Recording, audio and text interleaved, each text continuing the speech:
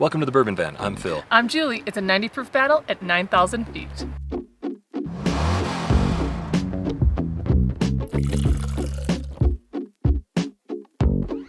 Today we are in Vedauwoo, Wyoming. It is stunning. Spectacular, climber's paradise, hiker's paradise, beautiful place. Kind of on the road to nowhere. Middle of nowhere, but it's spectacular here.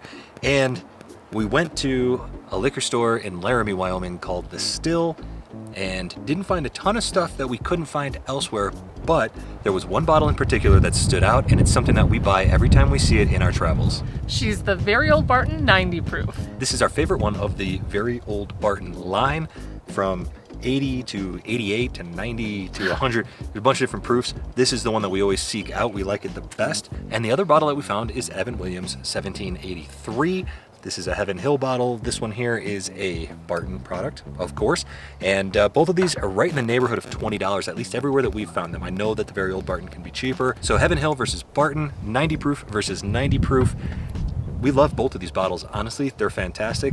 I don't even care who comes out on top, but we're at 9,000 feet, so we have to keep the proof a little low today. Yeah, it's not really a battle, but I am curious to see which one will end up on top today. The wind is blowing the camera setup around. We apologize if you're getting sick to your stomach, but we're gonna go ahead and dig in here so we can get right to it. This is not a blind. We know we are drinking, and you ready to do this?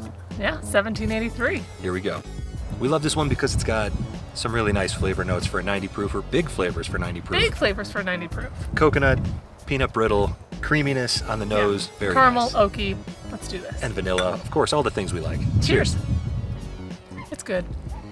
It's good. It actually drinks a little bit hotter than 90 proof, if you ask me, but it is delicious. It's super flavorful. I do get a little of that brittleness in there. Yeah, a little cinnamon spice in there. I like her. The vanilla, the oak comes through, and also that little tropical coconut. Very nice. Yeah. It's a quality pour. Quality pour. I'm gonna have one more sip and then go on to the very old Barton. Let's do that. Yeah, it's good. It's good. Nothing new to report. I know. We've done a bunch of videos on both of these already, at least the 1783 we have, so we're not gonna throw anything new. I'm just curious. All right, on to the very old Barton 90 proof. Here we go. I'm almost positive that the last time I had this was our last big road trip. Right, yeah, and we didn't even make it home with that bottle. We drank it before we even got home. I'm not sure what I said about it. It smells a bit bubblegummy. Bubblegum, cherries. Yeah, very fruity, very nice. Smells wonderful. Let's drink it. Here we go. Cheers. Cheers. Oh, this is gonna be tough. You don't have any preconceived notions of where this is gonna go, but I kind of thought, oh, very old Barton's gonna win. I really like that 1783 today. I'm actually in the same boat right now. I kind of thought 1783 was gonna prevail today, but at first blush, cherry, granulated sugar, a little bit of oak, but it's more of a bitter oak. Mm-hmm. Very well balanced, both of these. This one I think lingers just a little bit longer on the palate. It does. It has a longer finish than the 1783 for sure. Interestingly, I think that the Barton product is sweeter overall, whereas the 1783 is a nicer balance with a little more spice.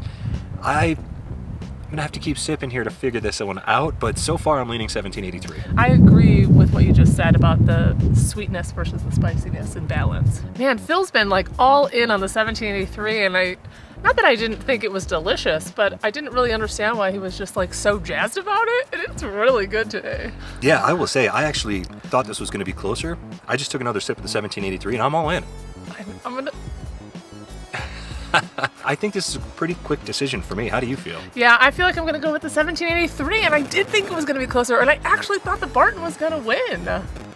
Well, they're both fantastic though. As far as 90 proofers go, and knowing that the Barton one usually gets sold for considerably cheaper than that, we just happened to find both of these for 20 bucks. So excellent whiskeys, both of these. Very good for 90 proof, very good for $20. I would still buy both of these bottles. It's just because this one didn't come up on top today, the Barton, doesn't mean that I'm not gonna keep buying it when we find it. Right, yeah. It's one that we will always pick up when we see it because we can't get it in Oregon, whereas 1783, pretty ubiquitous. We get it everywhere we go. Well, that about does it. We've got trails to explore, and from wherever we are. To wherever you are. Cheers. Cheers.